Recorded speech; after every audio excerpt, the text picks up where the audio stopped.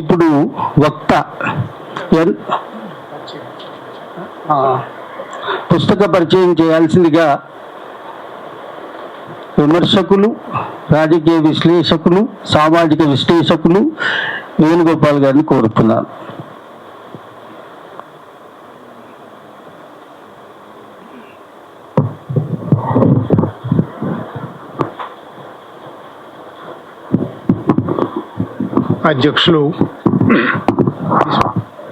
అధ్యక్షులు యాకూబ్,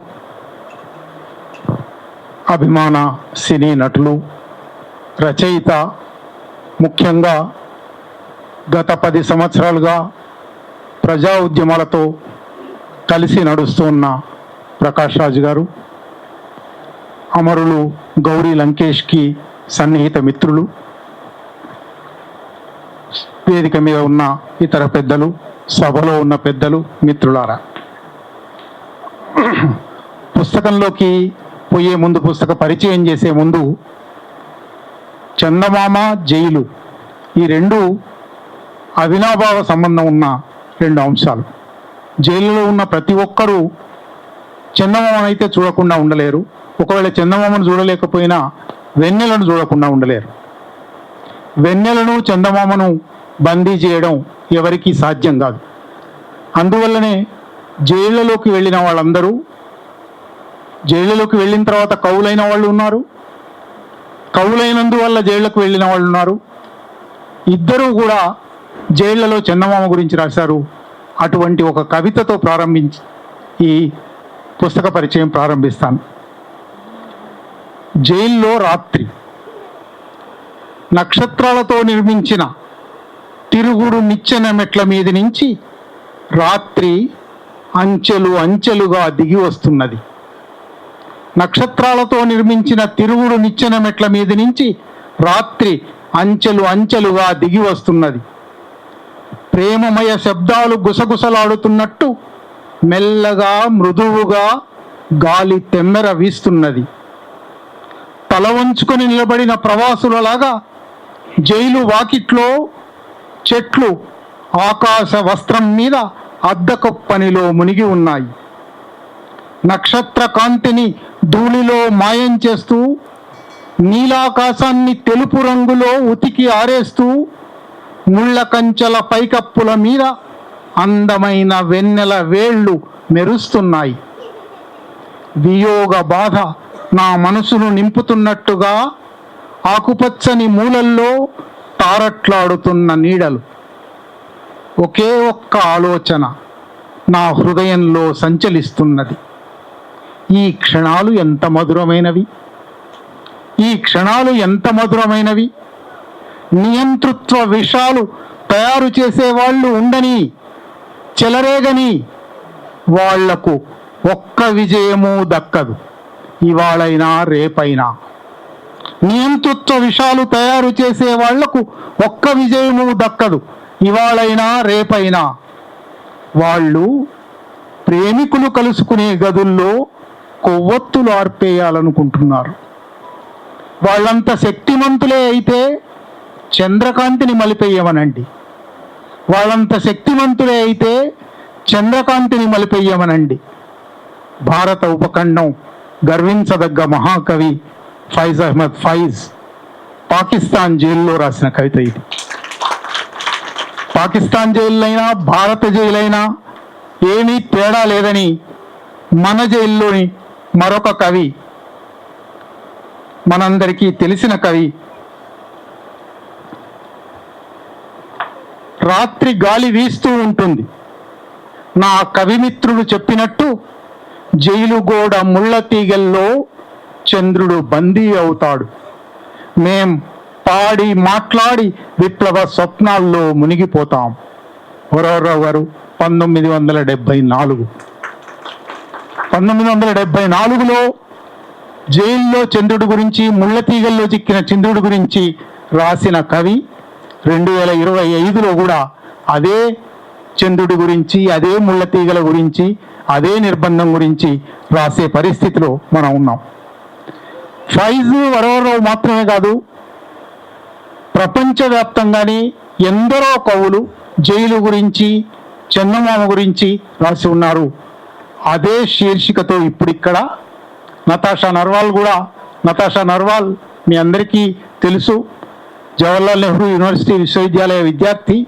అక్కడ 2021-22లో సిఏఏ ఆందోళనలో భాగంగా అరెస్ట్ చేసిన వందలాది మంది ఢిల్లీ యువతుల్లో ఆమె ఒకరు. ఆమె జైల్లో ఉండగానే ఆమె తండ్రి మరణించాడు. ఆమెకు బెయిల్ కూడా ఇవ్వలేదు, పెరోల్ కూడా ఇవ్వలేదు. నతాషా నర్వాల్ తాను జైల్లో కవిత్వం రాసింది. అంతకుముందు రాసిందో తెలియదు, జైల్లో కవిత్వం రాసింది. ఆ కవిత్వంలో ఒక వాక్యం, చందమామను ఎంతకాలం బందీ చేయగలరు. ఆ వాక్యం తీసుకుని పోలీస్ ప్రాజెక్ట్ అని న్యూయార్క్ నుంచి నడిచే ఒక డిజిటల్ మ్యాగజైన్ ఉన్నది. పోలీస్ కాదు, పోలీసులకు వ్యతిరేకమైన పోలీస్. ఈ పోలీస్ ప్రాజెక్ట్ అనే మీరు నెట్ మీద చూస్తే దొరుకుతుంది. వాళ్ళు ప్రపంచవ్యాప్తంగా రాజ్య బీభత్సానికి, రాజ్య హింసకు వ్యతిరేకంగా సృజనాత్మక శక్తిని ఎత్తిపడుతూ ఎన్నో రచనలు, ఇంటర్వ్యూలు, వీడియోలు చేసున్నారు. వాటన్నిటి ఆ ఫలితంగానే ఒక డిసెంటర్స్ మీద వాళ్ళు చేసిన ఒక వీడియో తర్వాత భీమా కోరేగాం ప్రాజెక్ట్ మీద కూడా చేయాలి అని భారతదేశానికి వచ్చారు. న్యూయార్క్ నుంచి నడిచే పత్రిక ఇది. సుచిత్ర విజయన్, ఫ్రాన్సిస్కా రెచియా అని ఇద్దరు అక్కడ ఆ పోలీస్ ప్రాజెక్టులో పనిచేస్తారు. వాళ్ళు భారతదేశానికి వచ్చిన తర్వాత చూస్తే ఒక్క భీమా కోరేగాం కాదు, కశ్మీర్ వేలాది మంది అట్లాగే ఉన్నారు, ఈశాన్య భారతం వేలాది మంది అట్లాగే ఉన్నారు, మధ్య భారతం వేలాది మంది ఆదివాసులు జైళ్లలో ఉన్నారు. వాళ్ళు వచ్చిన సమయానికి ఢిల్లీ కల్లోలాలు పేరిట ఢిల్లీలో వందలాది వేలాది ముస్లింలను అరెస్ట్ చేసి ఉన్నారు. అంటే దేశవ్యాప్తంగా అనేక నిర్బంధ పరిస్థితులు ఉన్నాయి. వీటినన్నిటినీ డాక్యుమెంట్ చేయాలి అని అనుకున్నారు. 2014 మేలో నరేంద్ర మోడీ, నేను చాలాసార్లు నరేంద్ర హిట్లర్ అనో లేదా అడాల్ఫ్ మోడీ అనో అంటూ ఉంటాను. నిజానికి నరేంద్ర మోడీ అనేవాడు లేడు, అడాల్ఫ్ మోడీ ఉన్నాడు. ఈ అడాల్ఫ్ మోడీ పాలనలో ఎంత నిర్బంధం జరుగుతూ ఉన్నది, ఎన్ని వేల మంది అరెస్ట్ అయి ఉన్నారు, ఎన్ని వేల మంది తప్పుడు కేసులలో అరెస్ట్ అయి ఉన్నారు అని ఒక డాక్యుమెంటేషన్ ప్రారంభించారు. ఆ డాక్యుమెంటేషన్ 2 సంవత్సరాలు సాగింది. వాళ్ళు 2020-21లో వచ్చారు. 22 డిసెంబర్ దాకా, 2014 మే నుంచి 2022 డిసెంబర్ దాకా 7 సంవత్సరాలలో దేశంలో జరిగిన నిర్బంధకాండ, అందులో ప్రత్యేకించి రాజకీయ ఖైదీలు. ఈ రాజకీయ ఖైదీలు ఎందువల్ల అరెస్ట్ అయ్యారు, ఏ కేసులలో ఉన్నారు, వాళ్ళ కుటుంబాలు ఏ ఇబ్బందులు పడుతూ ఉన్నాయి, వాళ్ళు జైలుకు వెళ్ళినాక ఏ రచనలు చేశారు, ఇవి ప్రధానంగా వాళ్ళ డాక్యుమెంటేషన్లో భాగంగా తీసుకుని దాని ఆధారంగా ఈ పుస్తకం రాశారు. అసలు ఈ రాజకీయ ఖైదీలు, అందుకే దీని ఉపశీర్షిక భారతదేశ రాజకీయ ఖైదీల గొంతుకలు. దేశంలో గాంధీ ఎప్పుడో 1930లోనే అన్నాడు, ఒక దేశం పరిస్థితి ఏమిటో తెలియాలంటే ఆ దేశంలో జైళ్ళు ఎట్లా ఉన్నాయో చూడాలి అని.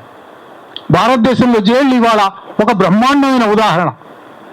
2022 నాటి లెక్కలే, నేషనల్ క్రైమ్ రికార్డ్స్ బ్యూరో అని ఉంది, వాళ్ళు ప్రతి సంవత్సరం లెక్కలు విడుదల చేస్తుంటారు. వాళ్ళు ఎన్సీఆర్బి ఇచ్చిన లెక్కలు 2022 డిసెంబర్ 31 నాటి లెక్కలు, తర్వాత లెక్కలు లేవు. ఈ మోడీ ప్రభుత్వం వచ్చిన తర్వాత చాలా విషయాలలో సమాచారం అడిగితే మా దగ్గర సమాచారం లేదు అని ఇస్తున్నారు వాళ్ళు. అందువల్లనే 2022 డిసెంబర్ నాటి సమాచారమే తాజా సమాచారం. ఆ సమాచారం ప్రకారం 5,73,000 మంది భారతదేశపు జైళ్లలో ఉన్నారు. ఈ 5,73,000 మందిలో 4,50,000 మంది, అంటే 75%, 175 మంది విచారణలో ఉన్న ఖైదీలు. వాళ్ళు విచారణ జరగలేదు, నిస్సందేహమైన సాక్ష్యాధారాలతో according to the procedure established by law వాళ్ళకు ఒక శిక్ష పడలేదు. శిక్ష పడకుండా 1 సంవత్సరం, 2 సంవత్సరాలు, 3 సంవత్సరాలు మాత్రమే కాదు, 17 సంవత్సరాలు జైల్లో ఉండి నిర్దోషిగా విడుదలైన వాళ్ళు ఉన్నారు. నిజానికి ఇవాళ మనం ఈ జూన్ 11న మాట్లాడుకుంటున్నాం కదా. జూన్ 6, 2018 భీమా కోరేగాం కేసులో మొదటి అరెస్టులు జరిగాయి.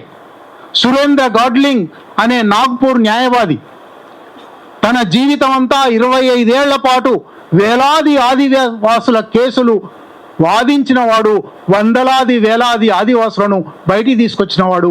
ఆయన 2018 జూన్ 6న అరెస్ట్ అయితే ఇవాళకి 7 సంవత్సరాల వారం రోజులుగా జైల్లో ఉన్నాడు. విచారణ ప్రారంభం కాలేదు, ఇంకా శిక్ష పడడం సంగతి వదిలిపెట్టండి.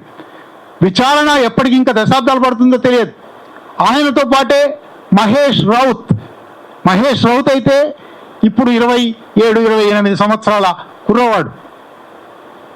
ప్రైమ్ మినిస్టర్ రీసెర్చ్ ఫెలోషిప్ అనే ఒక రీసెర్చ్ ఫెలోషిప్ కింద ఆదివాసీ ప్రాంతాలలో రీసెర్చ్ చేయడానికి వెళ్ళాడు. రీసెర్చ్ స్కాలరు అక్కడ పనిచేస్తున్నందువల్ల, ఆదివాసీ రీసెర్చ్ స్కాలర్లో పనిచేసినందువల్ల ఆదివాసుల సమస్యలు ఎంత తీవ్రంగా ఉన్నాయో అర్థమైంది. అందుకోసం ఆదివాసుల సమస్యలు పరిష్కరించడానికి సాగుతున్న ఉద్యమాలకు మద్దతు తెలపడం ప్రారంభించాడు. 2018 జూన్ 6న అరెస్ట్ చేశారు. 7 సంవత్సరాలుగా జైల్లో పెట్టారు. అట్లా దేశవ్యాప్తంగా రాజకీయ ఖైదీలే కొన్ని లక్షల మంది ఉన్నారు. మధ్య భారత అరణ్యాలలో ఆదివాసులను కుప్పలుగా 100 మంది, 200 మంది, 300 మంది, 500 మంది ఒక కేసులో ఉంటారు. అరెస్ట్ చేశారు. 3 సంవత్సరాలు, 5 సంవత్సరాలు దాదు ఫిర్యాదు లేదు. అందుకే అసలు ఈ రాజకీయ ఖైదీలు అనే మాట ఎప్పుడో వలస వ్యతిరేక జాతీయోద్యమంలో రాజకీయ ఖైదీలు ఉన్నారు. నెహ్రూ సుదీర్ఘకాలం జైల్లో ఉన్నాడు, గాంధీ జైల్లో ఉన్నాడు. కానీ 1947 తర్వాత కూడా ఇట్లా జైల్లో ఉండడం, 1975-77లో ఎమర్జెన్సీలో ఇట్లా రాజకీయ కారణాల వల్ల, తమ అభిప్రాయాల వల్ల, భావజాలాల వల్ల జైల్లోకి వెళ్ళి 1,00,000 మందిని ఇందిరాగాంధీ జైల్లో పెట్టింది. ఎమర్జెన్సీ అయిపోయిన తర్వాత ఆనంద్ పట్వర్ధన్ గారు మొదటిసారి వీళ్ళకు ఒక మాట ఇచ్చారు. ప్రిజనర్స్ ఆఫ్ కాన్షియన్స్ అన్నారు. వాళ్ళ అంతరాత్మ వల్ల వాళ్ళ ఖైదీలు, వాళ్ళ భావాల వల్ల, వాళ్ళ అభిప్రాయాల వల్ల. నిజానికి ఇవాళ చాలామంది అంతరాత్మలు చంపుకొని ఉన్నాం కాబట్టి అంతరాత్మ ఖైదీలు అనే మాటకు కూడా మనకు అర్థం తెలియదు. వాళ్ళ అంతరాత్మ సామాజిక న్యాయం కోరింది, వాళ్ళ అంతరాత్మ సమానత్వం కోరింది, వాళ్ళ అంతరాత్మ స్వేచ్ఛ, సమానత్వం, సౌభ్రాతృత్వం అనే ఆదర్శాలు రాసుకున్నాము, అవి అమలు కావడం లేదేమిటి అని అడిగింది. ఈ అంతరాత్మ ఖైదీలు ఏమనుకుంటున్నారు? 2014 నుంచి 2022 మధ్య ఈ పుస్తకం చెప్పడానికి ప్రయత్నం చేస్తుంది. రాజకీయ ఖైదీలంటే ఏమిటి? ప్రగతిశీల ప్రజాస్వామిక సమాజం అని చెప్పుకునే వాటి మూలాలను ప్రశ్నించే అన్ని నేరాలకు రాజకీయ ఖైదీ అనే పేరు వర్తిస్తుంది. ప్రస్తుత అధికార సంబంధాలను, యథాతథ స్థితిని రాజకీయ ఖైదీలు ప్రశ్నిస్తారు. నిజానికి ఆశ్చర్యం వేస్తుంది. యథాతథ స్థితిని ప్రశ్నిస్తే ఖైదీ అవుతావా? యథాతథ స్థితిని ప్రశ్నిస్తే బంధిస్తావా? యథాతథ స్థితిని ప్రశ్నించకుండా మానవ సమాజ పురోగతే లేదు. ఈ ఉన్నది బాగలేదు, ఇది మారాలి, కొత్తది రావాలి అని అనుకోకపోతే మనిషి ఇక్కడి దాకా వచ్చిండేవారే కాదు. కానీ ఏ పాడు కాలం దాపురించిందంటే యథాస్థితిని ప్రశ్నిస్తే రాజకీయ ఖైదీ అవుతాం. యథాస్థితిని ప్రశ్నించినందుకు ప్రస్తుత అధికార సంబంధాలను, యథాతథ స్థితిని రాజకీయ ఖైదీలు ప్రశ్నిస్తారు. నియంతృత్వ ధోరణులను, అన్యాయాన్ని ఎదుర్కొంటారు. ఏ హక్కులు లేని వాళ్ళ పక్షాన నిలబడతారు. వాళ్ళ ఆలోచనలే నేరం. ఇది 2014 తర్వాత మరింత ఎక్కువగా ఈ పుస్తకంలో పదే చెప్పారు. ఇదే మొదటిసారి జరుగుతుందని మేము అనడం లేదు. భారతదేశంలో 47 నుంచి ఇటువంటి పరిస్థితి ఉంది. కానీ 2014 తర్వాత ఇది గుణాత్మకంగా మారింది. ఆలోచించడమే నేరం అనే మాట దగ్గరకు వచ్చింది. ఇది మీ అందరూ వినున్నారు. జస్టిస్ ఎంఆర్ షా అనే ఒక మహా ఘనత వహించిన న్యాయమూర్తి ప్రొఫెసర్ జిఎన్ సాయిబాబా మీద నిర్దోషిగా నాగ్పూర్ బెంచ్ కొట్టేసిన తర్వాత స్టే కోసం ప్రాసిక్యూషన్ సుప్రీంకోర్టుకు పోయినప్పుడు, సుప్రీంకోర్టులో అది తన ముందరికి వచ్చినప్పుడు, జస్టిస్ ఎంఆర్ షా ముందరికి వచ్చినప్పుడు న్యాయవాదులు ఆయన కేసు కొట్టేశారు, మీరు స్టే ఇవ్వకండి, కావాలంటే మళ్ళీ విచారించండి. పైగా ఆయన 90% వికలాంగుడు, వైద్య శాస్త్ర పరిభాషలో 90% వికలాంగుడు, కాబట్టి స్టే ఇవ్వకుండా విడుదల చేయండి అని అంటే జస్టిస్ ఎంఆర్ షా గారు, ఆయన వికలాంగుడు కావచ్చు కానీ మెదడు ఉంది కదా, అది ప్రమాదకరం కదా అన్నారు. ఇది న్యూ నార్మ్ అంటారు. భారతదేశంలో ఇవాళ మెదడు ఉండడం నేరం, ఆలోచించడం నేరం. ఆలోచించినందుకు ఇక్కడ వాళ్ళ ఆలోచనలే నేరం. ఆలోచించడం, కార్యాచరణకు దిగటం, మాట్లాడటం, హక్కుల కోసం పోరాడడం, తమ ఇళ్లను కాపాడుకోవడం, అంతిమంగా తమ పౌర విధులను నెరవేర్చడం నేరంగా మారుతుంది. అటువంటి నేరమయ ప్రపంచం, ఒక సరైన జీవన ప్రవర్తనను నేరంగా గుర్తించే సమాజం. అన్యాయపూరిత ఈ నేపథ్యంలో నిరసన అనేది దేశద్రోహం అవుతుంది, వ్యతిరేకత అనేది కుట్ర అవుతుంది. ఇవాళ అర్బన్ నక్సల్ అనే ఒక మాట చేర్చారు. ఆ అర్బన్ నక్సల్ మీ అందరికీ తెలుసు. గిరీష్ కర్నాడ్ గారు చనిపోయే ముందు నాను అర్బన్ నక్సల్ అని మెడలో వేసుకొని నిలబడ్డారు. అర్బన్ నక్సల్ అనే మాట ఎంతో, గిరీష్ కర్నాడ్ గారు వెళ్ళిపోయారు, కానీ ఆ తర్వాత ఎంత దూరం వచ్చిందంటే Congress manifesto urban Naxal manifesto, Rahul Gandhi urban Naxal, Congress ముక్త్ భారత్ తెస్తాము, మావోయిస్ట్ ముక్త్ భారత్ తెస్తాము. చివరికి మొన్న జనవరి 30న గాంధీ హత్య జరిగిన రోజు గాంధీ ముక్త్ భారత్ దేవలసి ఉంది. ఎక్కడి నుంచి ఎక్కడికి వచ్చింది భారతదేశం? 2014 నుంచి 2022 వరకు ఈ పుస్తకం భారతదేశం ఎక్కడి నుంచి ఎక్కడికి వచ్చిందో చూపెడుతుంది. అనేక దృష్టాంతాల ద్వారా, అనేక ఉదాహరణల ద్వారా. ఆ ఉదాహరణలు అవన్నీ అంత వివరంగా మాట్లాడే అవకాశం లేదు, కానీ పుస్తకం స్థూలంగా మీకు పరిచయం చేయడానికి ప్రయత్నం చేస్తాను. ఈ పుస్తకంలో 7 అధ్యాయాలున్నాయి. అరెస్టుల కాలం, నిరసనలపై కొరడా, అబద్ధాల కర్మాగారం, పోరాడుతున్న ప్రజలు, చిన్న చిన్న విషయాలు, భారతదేశ రాజకీయ ఖైదీల గొంతుకలు, నిందితులుగా పేర్కొన్న పేర్లు. ఏమిటి 7 అధ్యాయాల్లో వీళ్ళు చెప్పడానికి ప్రయత్నం చేసింది?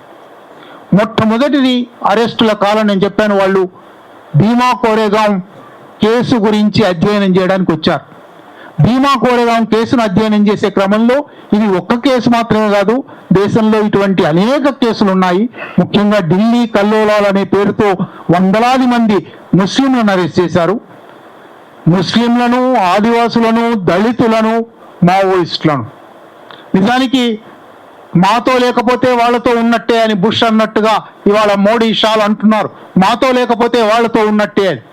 అంటే మాతో లేని వాళ్ళందరినీ అరెస్ట్ చేస్తాము, మాతో లేని వాళ్ళందరూ నేరస్తులే, మాతో లేని వాళ్ళందరూ దేశద్రోహులే.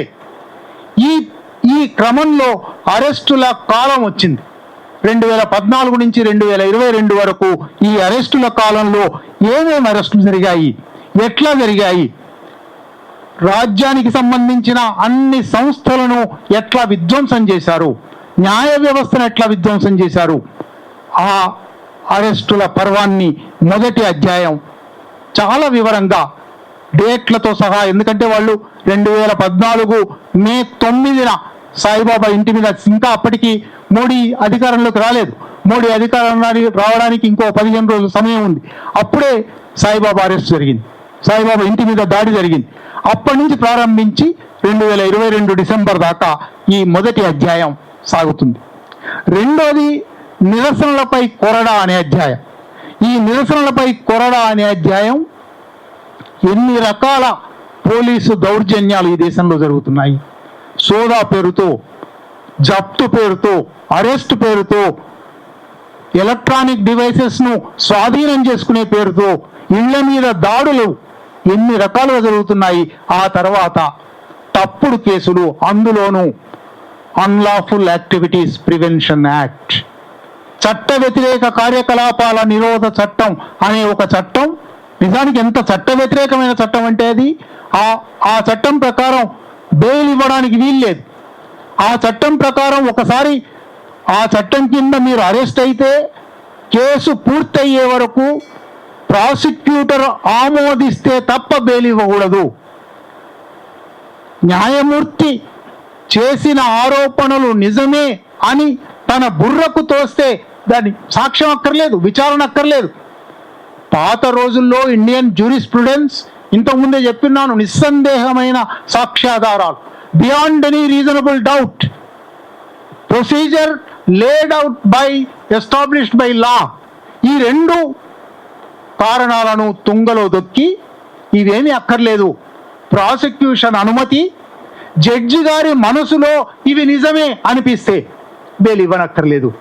17 సంవత్సరాలు ఇంతకుముందు చెప్పాను, బొంబాయి రైట్స్ కేసులో, బొంబాయి బ్లాస్ట్ కేసులో అరెస్ట్ అయిన ఖాలిద్ 17 సంవత్సరాలు జైల్లో ఉన్న తర్వాత ఆ కేసును ఆయన నిర్దోషి, సాక్ష్యాధారాలు లేవు అని కొట్టేశారు. అంటే జీవితం అంతా ధ్వంసం అయిపోయింది, వ్యర్థమైపోయింది. మన కళ్ళ ముందర చూసాం, సాయిబాబా యూఏపీఏ కేసులో ఉన్నాడు, అందువల్లనే 10 సంవత్సరాల పాటు జైల్లో ఉన్నాడు. 10 సంవత్సరాలలో శరీరంలోని ప్రతి అంగము ధ్వంసం అయిపోయింది, శిథిలం అయిపోయింది. ఈ శిథిలమైపోయిన స్థితిలో కేసు కొట్టేసి ఆయన విడుదలయ్యి 6 నెలలు బయట ఉన్నాడు. 6 నెలల్లో 4 నెలలు చికిత్సకే సరిపోయింది. ఆ చికిత్సలో కూడా శిథిలమైపోయిన అవయవాలను తిరిగి పునరుద్ధరించడం సాధ్యం కాలేదు, ఆయన మరణించాడు. ఈ 2వ అధ్యాయం నిరసనలపై కొరడ అనేది మొత్తంగా ఇటువంటి రాజ్య బీభత్సం, రాజ్య హింస వ్యక్తుల మీద యూఏపీఏ అనే ఒక దుర్మార్గమైన చట్టం, డ్రెకోనియన్ లా అంటారు ఇంగ్లీష్లో. దుర్మార్గం అనేది కూడా చాలా చిన్న మాట. ఈ దుర్మార్గమైన చట్టం ఎన్ని వేల మందిని, మనం ఇంకా తెల్లబట్టల మధ్యతరగతి వ్యక్తీకరణ శక్తి ఉన్న వాళ్ళ గురించి మాత్రమే మాట్లాడుతున్నాం. ఛత్తీస్గఢ్లో, జార్ఖండ్లో, మహారాష్ట్రలో, తెలంగాణ, ఆంధ్రప్రదేశ్లో దండకారణ్యం విస్తరించిన 6-7 రాష్ట్రాలలో వేలాది మంది ఆదివాసులు ఇటువంటి కేసుల్లో ఉన్నారు. ఒకసారి అరెస్ట్ చేసిన తర్వాత వాళ్ళ ఊరికి వెళ్ళడానికి అవకాశం లేదు, వాళ్ళ బంధువులు వచ్చి వాళ్ళని కలవడానికి అవకాశం లేదు, వాళ్ళకు బెయిల్లు లేవు. అటువంటి దుర్మార్గమైన చిట్టానంతా ఈ 2వ అధ్యాయం నిరసనలపై కొరడా. ఇది కొంత మాట్లాడుతుంటే ఇది ఏదో సాయుధ మావోయిస్టుల కథ అనిపిస్తుంది, లేదా సాయుధ కాశ్మీరీ మిలిటెంట్ల కథ అనిపిస్తుంది. ఎంత మాత్రము కాదు. నిరాయుధమైన ఆదివాసులు, నిరాయుధంగా సిటిజన్షిప్ అమెండ్మెంట్ యాక్ట్ అనేది మా పౌరసత్వాన్ని ధ్వంసం చేస్తుంది, లేకుండా చేస్తుంది. ఇది రాకూడదు అని షహీన్ బాగ్ లాంటి చోట, దేశవ్యాప్తంగా అనేక చోట్ల నిరసన ప్రదర్శనలు, శాంతియుత గాంధేయ నిరసన ప్రదర్శనలు, నినాదాలు ఇవ్వడం కూడా లేదు, చేతిలో ఆయుధం పట్టుకోవడం లేదు, కర్ర పట్టుకోవడం లేదు, ప్లకార్డులు కూడా లేవు, నిరసన శిబిరాల్లో కూర్చున్నారు. అటువంటి వాళ్ళని అరెస్ట్ చేశారు. ఇప్పటికీ షార్జిల్ ఇమాం ఇంకా జైల్లో ఉన్నాడు, ఒమర్ ఖలీద్ ఇంకా జైల్లో ఉన్నాడు. అటువంటి వాళ్ళు అనేక మంది ఇప్పటికీ జైల్లో ఉన్నారు. ఈ 2వ అధ్యాయం నిరసనలపై కొరడా, ఢిల్లీ రాయట్స్, 2020 రాయట్స్, భీమా కోరెగాం కేసు, అటువంటి కేసులన్నిట్లో నిరసనల మీద ఎట్లా కొరడా జలిపించారు చెప్తుంది. 3వది అబద్ధాల కర్మాగారం అని ఇంకొక అధ్యాయం. ఈ అబద్ధాల కర్మాగారం, అసలు భారతదేశంలో అబద్ధాలు ఎట్లా తయారవుతున్నాయి ఇవాళ చాలా మందికి తెలుసు. వాట్సాప్ ఫ్యాక్టరీ అనే మాట మీరు వినున్నారు. వాట్సాప్ ఫ్యాక్టరీ అనే మాట రాకముందే దాదాపు 7-8 సంవత్సరాల కింద అమిత్ షా అధికారంలోకి వచ్చిన కొత్తలో అజిత్ దోవల్ అని వీళ్ళిద్దరిని నడిపించే వ్యక్తి ఉన్నాడు. భారతదేశపు జాతీయ భద్రతా సలహాదారు అని ఆయన పేరు. ఆయన మన హైదరాబాద్లోని సర్దార్ వల్లభాయ్ పటేల్ పోలీస్ అకాడమీకి వచ్చి శిక్షణ పొందుతున్న ఐపీఎస్ ఆఫీసర్లకు ఉపన్యాసం ఇస్తూ, ఇప్పటికీ 3 రకాల యుద్ధాలు అయిపోయాయి. నేల మీద యుద్ధం, ఆకాశంలో యుద్ధం, జలాల్లో యుద్ధం అయిపోయాయి. ఆ యుద్ధాలు లేవు. 4వ తరహా యుద్ధం రాబోతున్నది. అది పౌర సమాజపు యుద్ధం. పౌర సమాజంలో ప్రతి మనిషి శత్రువే. ఈ శత్రువులను, బయటి శత్రువులను మనం గుర్తించాం ఇన్నాళ్ళు. బయటి శత్రువుల మీద త్రివిధ దళాలతో యుద్ధం చేశాం. ఇప్పుడు 4వ యుద్ధం రాబోతున్నది, దీనికి సిద్ధపడండి అని యువ ఐపీఎస్ అధికారులకు ఆదేశం ఇచ్చాడు. ఆ తర్వాత 7 ఏళ్లకి ఈ ఆదేశం ప్రకారమే దీన్ని ఒక మానసిక యుద్ధం అంటారు. ఈ ఆదేశం ప్రకారమే ఇవాళ దేశవ్యాప్తంగా అబద్ధాల కర్మాగారాలు తయారవుతున్నాయి. నేను తెలంగాణలో ఒక జిల్లా కేంద్రానికి పోయి ఏదో మీటింగ్లో మాట్లాడడానికి పోయాను. ఎదురుగా ఒక 4-5 అంతస్తుల బిల్డింగ్ ఉంది. జిల్లా కేంద్రం, అది చాలా చిన్న జిల్లా కేంద్రం. ఈ 4-5 అంతస్తుల బిల్డింగ్లో ఒక అంతస్తు మొత్తం ఎయిర్ కండిషనర్లు ఉన్నాయి. ఏమిటిది అని అడిగాను. భారతీయ జనతా పార్టీ జిల్లా కార్యాలయం అన్నారు. భారతీయ జనతా పార్టీ జిల్లా కార్యాలయానికి ఇన్ని ఏసీలు ఎందుకు? ఒక ఫ్లోర్ మొత్తం 30-40 ఏసీలు కనబడుతున్నాయి అంటే అక్కడ ఉద్యోగులు ఉంటారు. రోజు పొద్దున 10 to 5 వస్తారు. కంప్యూటర్ల మీద కూర్చొని అబద్ధాలు వండుతుంటారు. ఒక జిల్లా సంగతి చెప్తున్నాను నేను. ఇటువంటి అబద్ధాల కర్మాగారాలు దేశవ్యాప్తంగా 50,000 మందో 60,000 మందితో తయారవుతున్నాయి. కాదన్న వాణ్ణి ఎప్పుడో కాళోజీ అన్నాడు, ఏకీభవించనోడి పీక నొక్కు సిద్ధాంతం ఫాసిజం అని. నువ్వు నాతో ఏకీభవించవా? నువ్వు నా మాట అంగీకరించవా? నేనన్న మాటని నువ్వు అనవా?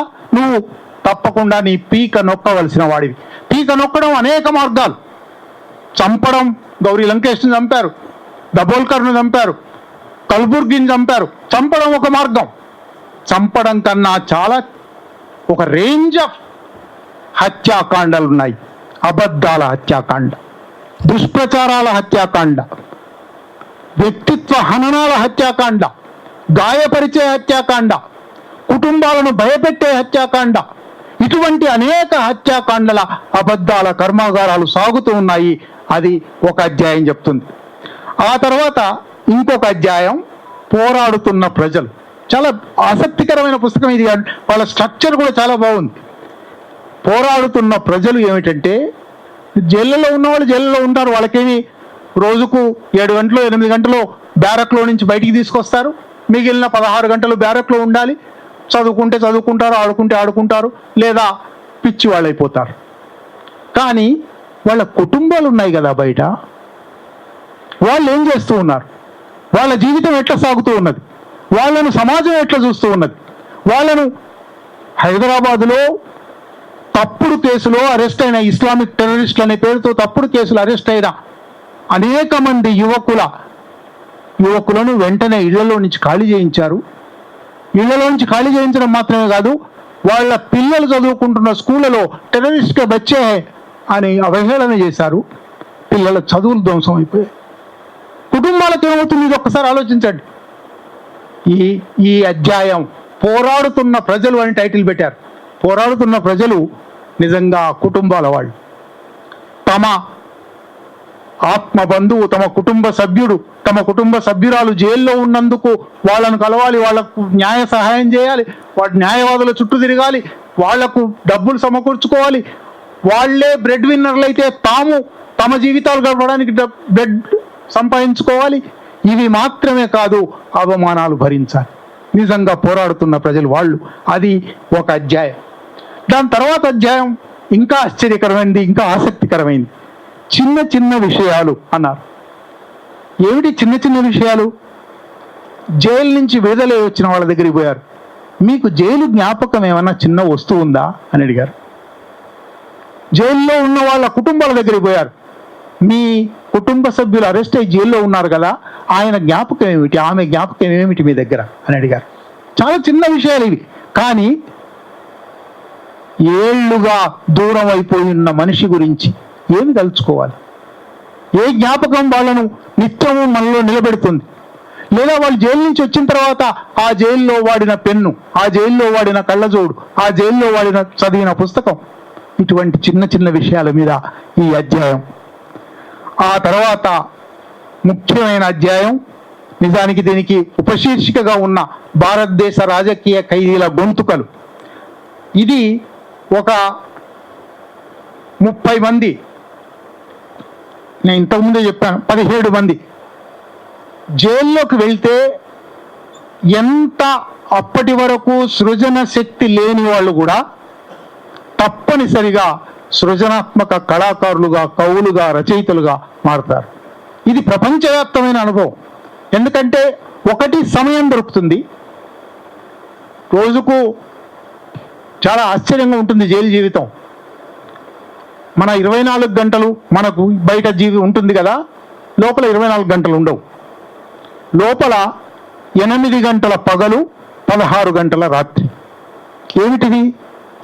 పొద్దున లేవగానే ఒక బ్రేక్ఫాస్ట్ ఇస్తారు, 11ంటికి లంచ్ అంటారు, 4ంటికి డిన్నర్ పెట్టేస్తారు. ఎందుకంటే పొద్దున 7ంటికి బ్యారక్ తాళం తెరవాలి, సాయంత్రం 5ంటికి బ్యారక్ తాళం వేయాలి. మీ జీవితం మొత్తం ఈ 8 గంటల్లో కుదించుకోవాలి. మిగిలిన 16 గంటలు ఎప్పుడు లైట్ వెలుగుతూ ఉంటుంది, లైట్ తీసేయరు. ఎందుకంటే ఖైదీలు ఆత్మహత్య చేసుకుంటారేమో అని కాపాడడానికి వెలుగు ఉండాలి. ఈ వెలుగు వల్ల వాళ్ళు నిద్రపోలేరు. ఈ వెలుగు వల్ల బ్యారక్లో ఉండే విపరీతమైన రష్ వల్ల భారతదేశంలో, నేను ముందర గణాంకాలు చెప్పేటప్పుడు మర్చిపోయాను, 2021లో భారతదేశంలో 1300 జైళ్లు ఉండేవి. 2025లో 1400 జైళ్ళు అయ్యాయి. 4 సంవత్సరాల్లో 100 జైళ్లు పెరిగాయి. అయినప్పటికీ మీరు ఏ జైలుకైనా వెళ్ళండి, ఓవర్ కెపాసిటీ. 1000 మంది ఉండవలసిన జైల్లో 1500 మంది, 2000 మంది ఉంటారు. అందువల్ల వ్యక్తులకు, లోపల ఉండే ఖైదీలకు ఒక నిరంతర అంతర్మథనం సాగుతూ ఉంటుంది, ఆలోచన సాగుతూ ఉంటుంది. ప్రతి విషయము, ప్రతి చిన్న విషయం. జైల్లోకి పోయినప్పుడు, మీలో ఎవరైనా జైలుకు వెళ్ళారో లేదో తెలియదు, జైలుకు వెళ్తే దినపత్రిక మాస్టేట్ దగ్గర నుంచి ఎడిటెడ్ ప్రింటెడ్ దాకా చదువుతారు. చదవక తప్పదు, అంత అవకాశం. ప్రతి పుస్తకము మొదటి నుంచి చివరి దాకా వివరంగా చదువుతారు. అందువల్లనే విపరీతమైన ఆలోచన సాగుతుంది, అందువల్లనే విపరీతమైన సృజన కూడా జరుగుతుంది. జైలులోకి వెళ్ళిన ప్రతి ఖైదీ అటువంటి ఒక రచన చేశారు. వీళ్ళు ఇక్కడ ఒక 17 మంది రచనలు తీసుకొని, దానిలో వచన రచనలు ఉన్నాయి, కవితా రచనలు ఉన్నాయి, ఉత్తరాలు ఉన్నాయి, అనేకమైనవి. వాటిని కూడా ఇక్కడ భాగం చేశారు. ఒక్క రచన మాత్రం, వాటిలోంచి ఒక్క రచన మాత్రం మీకు చదివించి ముగిస్తాను. ఇది గుల్ఫీ షా ఫాతిమా అని మీరందరూ పేరు వినే ఉంటారు. ఢిల్లీ రైట్ సందర్భంగా అరెస్ట్ అయింది, ఇప్పటికీ ఇంకా జైల్లోనే ఉంది. ఆమె 2022 మే 24 రాత్రి వర్షం పడుతోంది. మెలకువగా ఉన్న నేను ఈ వాక్యాలను వెంటనే కాగితం మీద పెట్టాను అని నోట్ కూడా రాసింది. నిన్న కాళరాత్రి వేళలో అమాయక గాలులు ప్రియతముల ప్రతిధ్వనులై చెరసాల తలుపులను తట్టి పిలిచాయి. మెరుపులు, ఉరుములు కూడా మా విడుదల కోరుతూ మళ్ళీ మళ్ళీ గర్జిస్తున్నాయి. విఫల ప్రయత్నాల తర్వాత లేత కొమ్మలు విలపిస్తున్నాయి. చిరుజల్లుల కన్నీళ్లు ధారాపాతంగా కారుతూ పుడమి ఢంకాను మోగిస్తున్నాయి. ఫిర్యాదుల గొంతులను ఎలుగెత్తి వినిపిస్తున్నాయి. కానీ చెవిటి పాములు పడగ విప్పి విషపూరిత కోరలు చాచి నాట్యం చేస్తూనే ఉన్నాయి. అయినా నిన్న కాళరాత్రి వేళలో పీడిత తాడిత ప్రజలు తమ పిడికిళ్ళు ఎత్తే నిలబడ్డారు.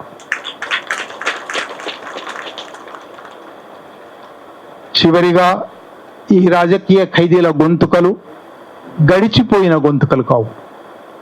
2014, 2022 అని దీని మీద తేదీలు ఉంటే ఉన్నాయేమో కానీ ఇవాల్టికి ఈ ఖైదీలలో చాలామంది ఇంకా జైళ్లలో ఉన్నారు. ఈ ఖైదీలలో చాలామంది జైళ్లలో ఉండడం మాత్రమే కాదు, ఆపరేషన్ కగార్ పేరుతో, ఇంతకుముందు చెప్పాను, హత్యాకాండకు ఒక రేంజ్ ఉన్నది.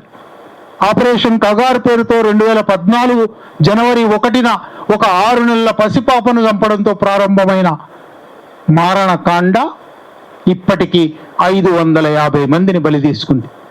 ఈ 550 నిజంగా రాజకీయ ఖైదీలు కాదగిన వాళ్ళు. రాజకీయ ఖైదీలు అయితే దశాబ్దానికో 2 దశాబ్దాలకో విడుదల అవుతారని ఒక నమ్మకమైనా ఉండేది, కానీ ఇప్పుడు వాళ్ళు లేరు. అందువల్ల ఈ రాజకీయ ఖైదీల గురించి ఆలోచించేటప్పుడు రాజకీయ ఖైదీలు కాకుండా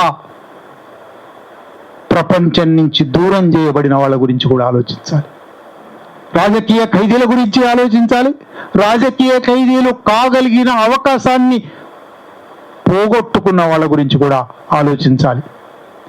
చందమామను ఎంతకాలం బందీ చేయగలరు అనేది ఒక ఆలంకారికమైన మాట కాదు. చందమామ ఎప్పటికైనా 15 రోజులకు నిండుగా వస్తుంది, ఒక 15 రోజులు కనబడకుండా పోతుంది, ఒక రోజు అసలే కనబడకుండా పోతుంది. కానీ చందమామను బందీ చేయడం ప్రపంచంలోని నిరంకుశ నియంతృత్వ శక్తులకు ఇంతవరకు సాధ్యం కాలేదు. ఎందువలనంటే శ్రీశ్రీ ఎప్పుడో ఒకసారి అన్నాడు, ఆణవ శక్తి కన్నా మానవ శక్తి మిన్న. ఈ మానవ శక్తి మీద విశ్వాసం పెట్టుకుంటే, ప్రజల సృజనాత్మకత మీద, ప్రజల పోరాట దీక్ష మీద, పోరాట శక్తి మీద నమ్మకం పెట్టుకుంటే చందమామను ఎంతకాలం బందీ చేయగలరు, చందమామను ఎప్పటికీ బందీ చేయలేరు అని నినదిస్తాము. ఈ అవకాశం ఇచ్చిన మీ అందరికీ కృతజ్ఞత.